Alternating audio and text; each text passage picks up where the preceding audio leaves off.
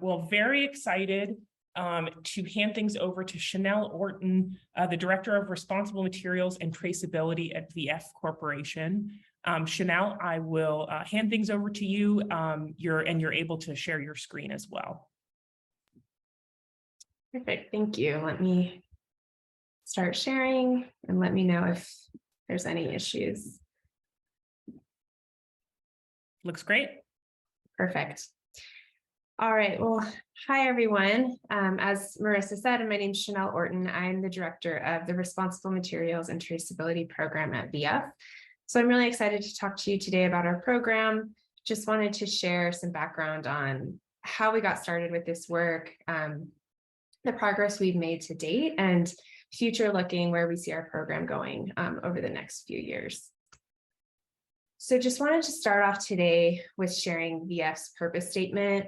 Our purpose is to power the movements of sustainable and active lifestyles for the betterment of people and our planet. And I wanted to start with sharing this because this purpose is really at the core of all of our work, but especially in sustainability. And that second part of the statement, for the betterment of people and the planet, this really guides our work for traceability. And we see traceability as really foundational to driving this betterment of people and planet throughout our global supply chain. So just getting started in what we do in our traceability program. So we started building this program about 6 years ago. And at that time, we were really looking at building an industry-leading traceability strategy. And so we, at that time, and continue to focus our program in 3 areas. And these are kind of our 3 core areas, our 3 core work streams every year. And those are key material mapping, which looks at tracing the full end-to-end supply chains for some of VF's high impact key materials. And I'll go into what this means and what this work looks like a little bit later in the presentation. And then the second is product mapping. And this is actually the initiative we worked really closely with SourceMap with over the last few years. But this is looking at some of our key iconic products across all of our VF brands and mapping those complete supply chains, showing the full product journey, how the material travels through the supply chain, and then uncovering details about our suppliers at every tier.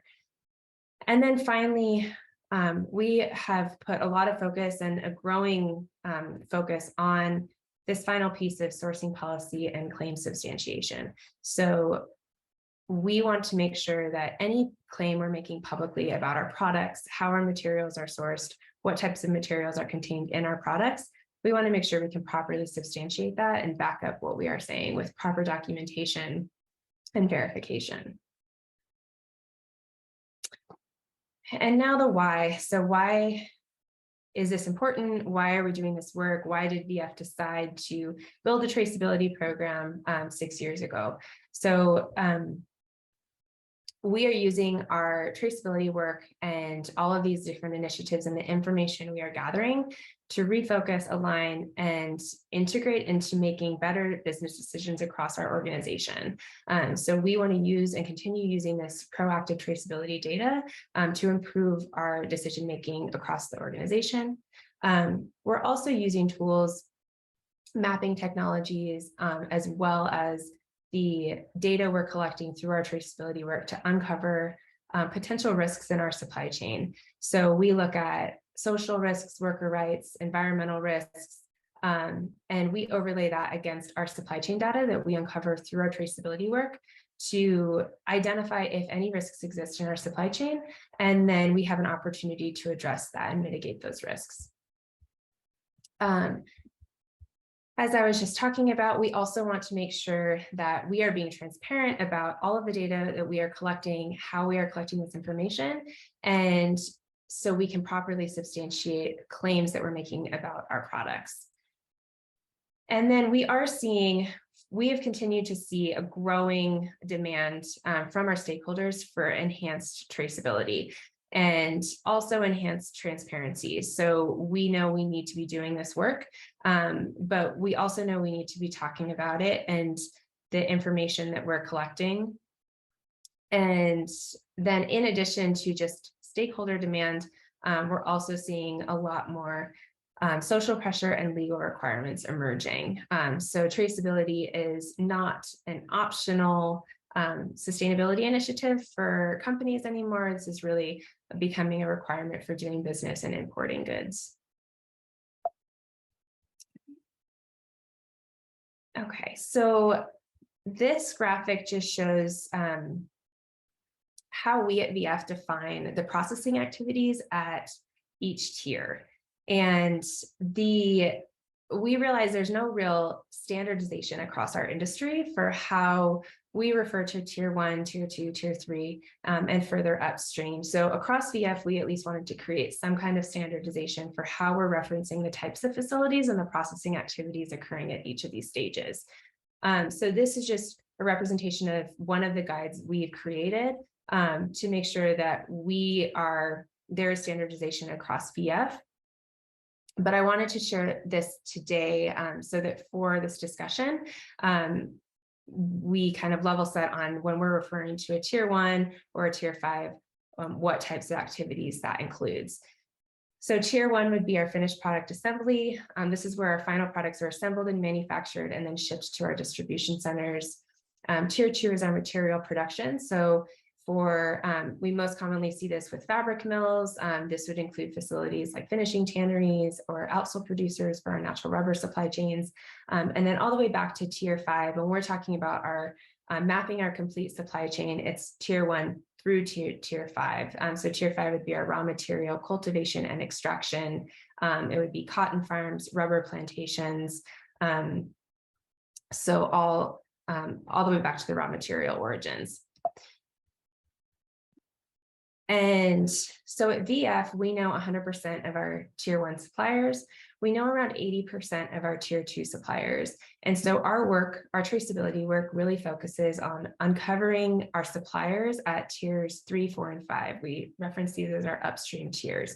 So we want to know who our suppliers are at all of these tiers, how our materials are traveling through the supply chain, and where our suppliers and where all these facilities are operating. And so at VF, we have many policies and standards that our suppliers have to meet. But our work in traceability is really focused primarily on these 4 responsible materials and sourcing policies. So we know traceability is achieved through identifying and verifying supply chain flows for specific products and materials throughout their entire life cycle. This allows us to not only validate on-product claims, but also substantiate the claims that we're making in each of these policies. So our cotton fiber sourcing policy prohibits sourcing from 4 specific countries and regions. And so we send out a targeted cotton traceability survey every year to make sure that we're collecting the proper data and documentation to substantiate that claim and make sure none of our cotton fiber ending up in our products originates from Uzbekistan, Turkmenistan, Syria, or Xinjiang. Our animal-derived materials policy covers materials like wool and leather and down. And we make a commitment in that policy to source animal-derived materials from suppliers that treat animals ethically and humanely. But we also make a claim that we do not source any of our leather from Brazil. And so again, our traceability survey every year focused on leather. One of our targets is really to ensure that we can validate that none of our leather used in our finished products at VF originates in Brazil. Forest-derived materials policy makes a commitment for all of our paper and packaging and forest-based fabrics that we are sourcing sustainably and responsibly, not contributing to any new deforestation or forest degradation, specifically for ancient and endangered forests. And then our conflict minerals policy has been in place for many years, but it outlines our program that ensures compliance with the Dodd-Frank Act, Section 1502, to ensure that all of our 3TG is sourced responsibly. And then our goal for traceability is always to highlight the complex flow of materials throughout our supply chain.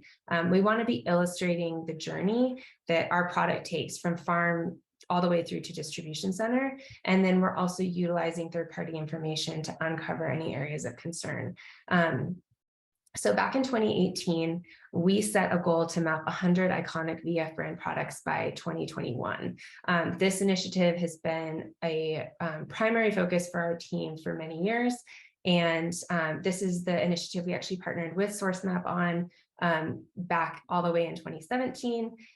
Began working on this initial pilot to see what type of information we could gather if we look at mapping the complete supply chain for an individual product. We saw a lot of success with this kind of consumer-facing or public-facing mapping initiative, and we reached our goal to map 100 products last December. And so at that time, we sort of took a step back as a team and made a decision to set a new goal that really aligned with our strategy going forward, and that is to achieve full supply chain traceability, Tier 1 through Tier 5 for VF's 5 key materials by 2027. So I just wanted to go into a little bit more detail on storytelling and how storytelling and mapping has been such a big part of our program and will continue to be such a big part of our program going forward.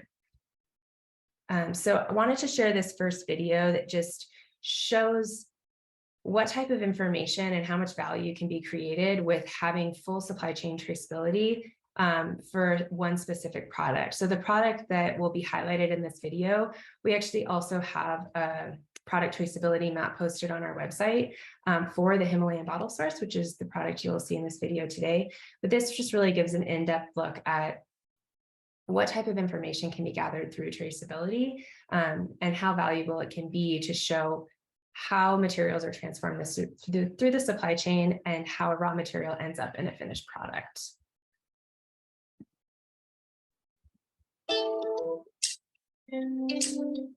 Yes, it's all about the betterment of the people and the planet. So that's why traceability is very important for us. We want to know the product is sourcing ethically. We have to protect all the workers in our supply chain and also make sure the material sourcing is sustainable to the environment. We want to create a product that honored a region of the world that we hold dear to our brand. And so we're here in the Himalayan mountains collecting plastic bottles to send through a new traceable supply chain that turns them into garments all contained in the country of India. The process begins in Himalayas. We collect bottles in places where there is a more influx of tourists. Those collected bottles are compacted, weighed, and sent to a factory where the bottles are cleaned, converted into small pieces, which are called flakes. The flakes are dissolved into a polymer from which we make the yarns. The yarns are then packed and sent to Paragon plant for converted into a fabric. This is a zero waste plant. That means 100% water is recycled to use for dyeing again. After getting the yarn, we are getting the fabric knitted, dyed, and then out from here to the garment factory. Once it comes into matrix, we check the fabric, cut it, finish it, check the quality as per the specifications, and ship it out to North Face. We genuinely believe in the concept of sustainability. Matrix generates 67% of the total energy it consumes in the form of renewable energy. And it's absolutely in line with what North Face is doing in its product line. And we're proud of the North Face have this Himalaya bottle program because we see the climate change in front of our eyes, and also we see the bottles everywhere. So we are starting to think about how to reuse it to give them a new life. We have a responsibility to lead in traceability. It's about honesty and integrity and delivering products to our consumers that they can feel good about.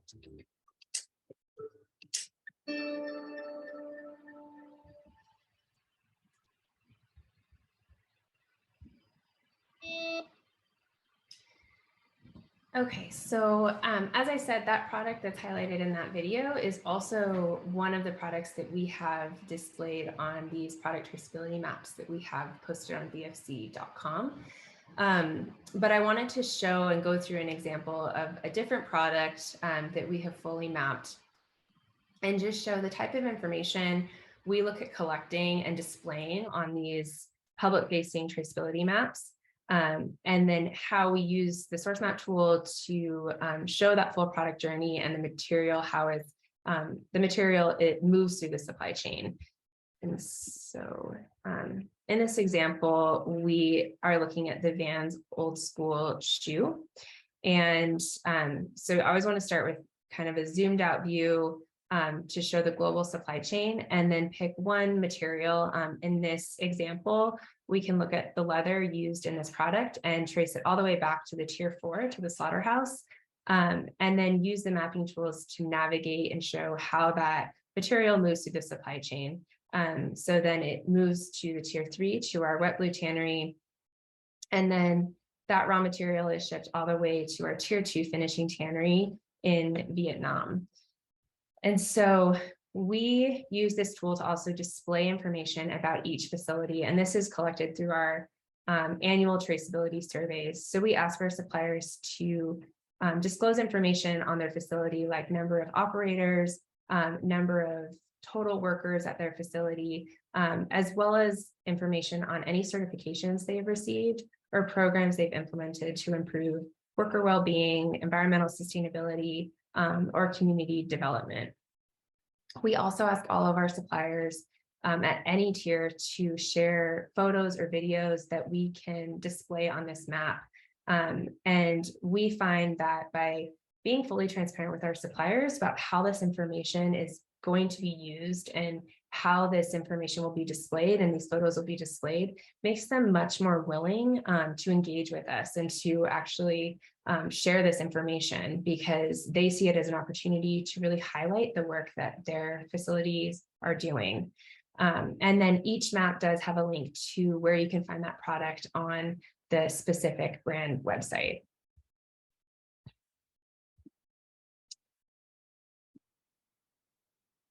And so all of our 100 product maps are currently displayed on a traceability maps page on vfc.com. And going forward, we see this as a really valuable exercise. We have always gotten really good feedback on the information we have been able to share through these maps.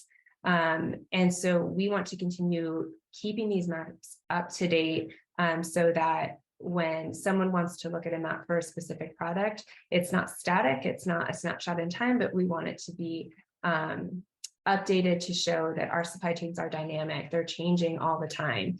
And so we want it to be showing a current supply chain, and then also expand and map new products for each of our brands each year.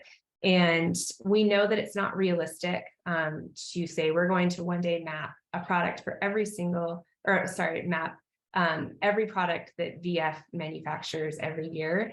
So we want to really continue choosing key iconic products for each of our brands that have a really good story to tell, or that are just really well-known products with high volume, so that we're really collecting data on a large percentage of our supply chain.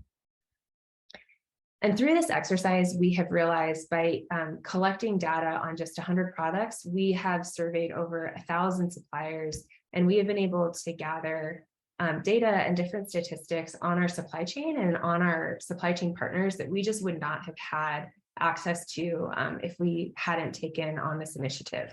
And so this is just some of the statistics that we've been able to pull out. And this is again looking at suppliers from tier 1 all the way through to tier 5.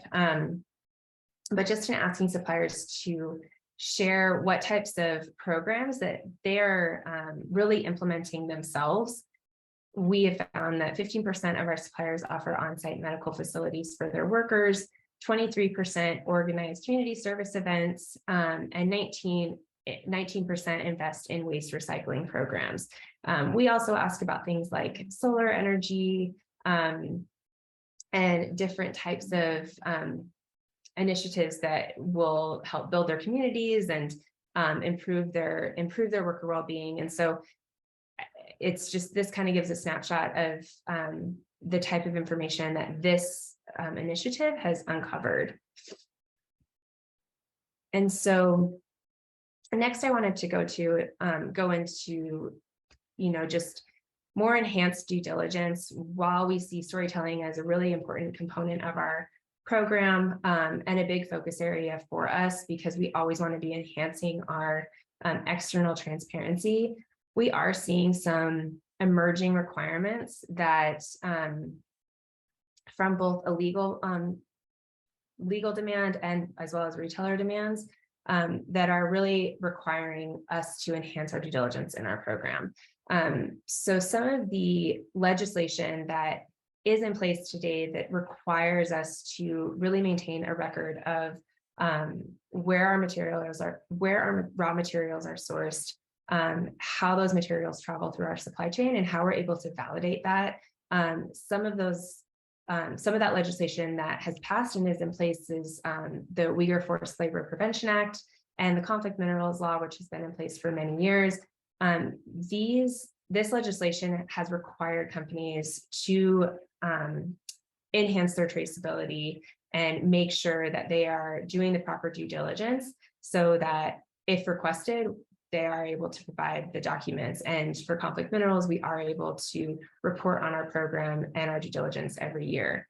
And then we are seeing some emerging requirements and some emerging legislation that will be passing over the next few years. So one of those is in the EU. We are looking at the digital product passport and what that means for our traceability program and how we really need to collect data to meet the requirements of digital product passport. So this is looking for information on circularity, recyclability, and environmental aspects of a product. So we will be kind of constantly tailoring our program, making sure that we're asking the right questions to meet these legal demands.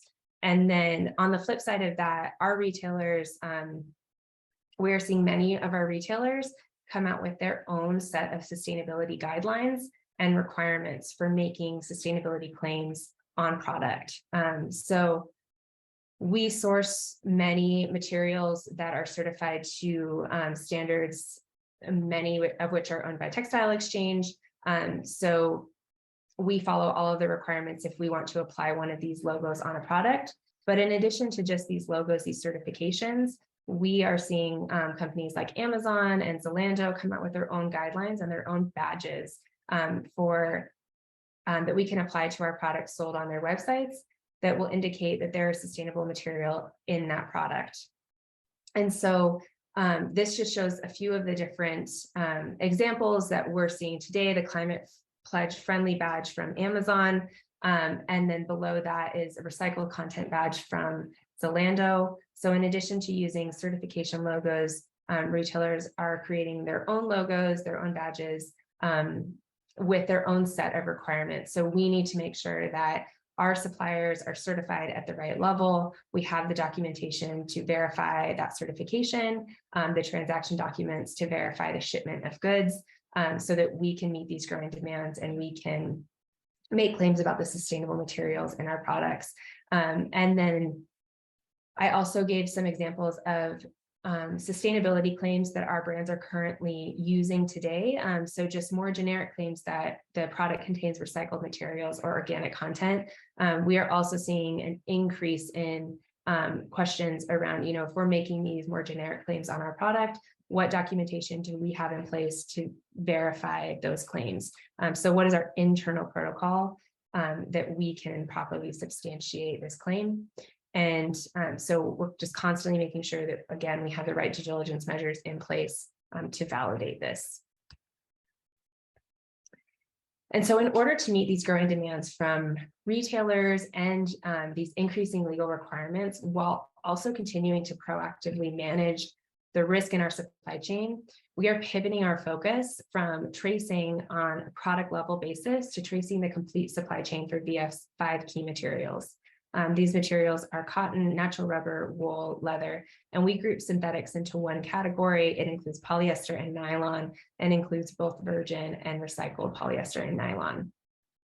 And the reason we're focusing on these 5 key material categories is because these 5 materials make up over 90% of VF's annual material spend. And so by reaching our goal in 2027 to map 100% the complete supply chain, tier 1 through tier 5, for these 5 key materials, we will gain visibility into over 90% of our global supply chain. And so we really see this as a really valuable focus for us to invest our resources. And so in addition to identifying who our suppliers are at each tier, we are also assessing our commodity risk. And this just shows, this is an example of how we do that for each of these commodities, for each of these materials. So first, we want to determine the saliency of human rights impacts. This is more across our organization. We want to know what are the key salient human rights issues for VF as an organization. And to determine this, we're looking at likelihood of that impact occurring, the scale of the impact, the scope of the impact, and then the degree of which harm cannot be undone through a remedy or a risk mitigation strategy. Next, after we've identified our key salient human rights issues, we want to identify the key environmental risks for each commodity. This is done on a commodity level basis, and historically we focused on deforestation, protected forests, water risk, and carbon emissions. And so this is the type of information when I talk about taking our supply chain data and overlaying third-party risk data. This is really what we're looking at, this type of risk information, because we want to see if once we map out tier 1 through tier 5 for one material, we want to see if any of our suppliers at any level are operating in areas of potential risk. We then perform a gap analysis to review all of our existing risk management procedures at VF. So that includes policies, standards, and partnership agreements with our suppliers.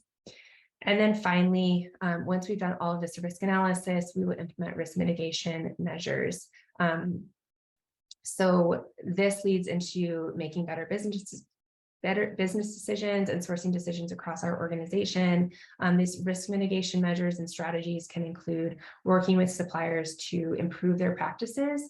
It can also include making a decision as drastic as moving the sourcing of a material completely out of a country until we have more assurance and confidence in our supply chain there.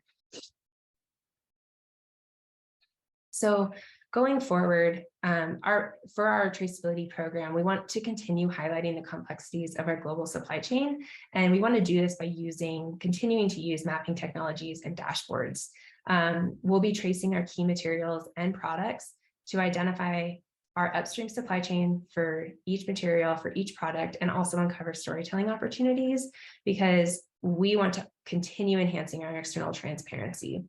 But in addition to that, and to that storytelling, we really want to focus on identifying areas of risk in our supply chain and finding solutions to address social and environmental concerns, because this all kind of centers on ensuring that VF policies and standards are met at every level of our supply chain. So we want to make sure that not just our tier 1s and tier 2s are meeting our standards and meeting our policies, but that this is being met throughout our supply chain all the way back to tier 5. So that concludes my sharing. Thank you so much, and I will pass it back to Marissa. Thank you so much, Shanel. That was great and really informative. We really appreciate the walkthrough of VF's priorities and projects over the last couple of years. So that was great. Thank you so much.